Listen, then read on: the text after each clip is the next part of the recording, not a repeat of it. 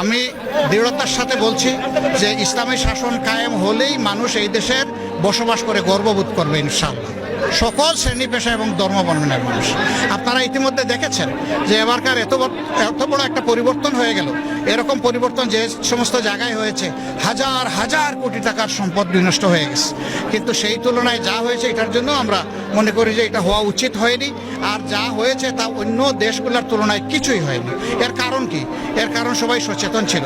এর কারণে আমাদের দলের কর্মীরা, মাদ্রাসার ছাত্ররা, বিরোধী দল বিএনপির লোকেরা, এইরকম আরও যারা দেশপ্রেমিক শক্তি আছে, সবাই হাতে লাঠি নিয়ে সব জায়গায় পাহারার জন্য দাঁড়িয়ে গিয়েছিল। এই জন্য দুষ্কৃতিকারীরা দুষ্কর্ম সম্পাদন করতে পারে নাই।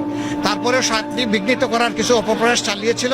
আলহামদুলিল্লাহ আপনাদের সবার জনগণের সম্মিলিত প্রচেষ্টায় সেটাও বেসে গেছে। তবে হ্যাঁ, এটা ঠিক, ষড়যন্ত্র হয়তো বা থামবে না, কিন্তু ষড়যন্ত্র যে দিক থেকে আসুক, ষড়যন্ত্র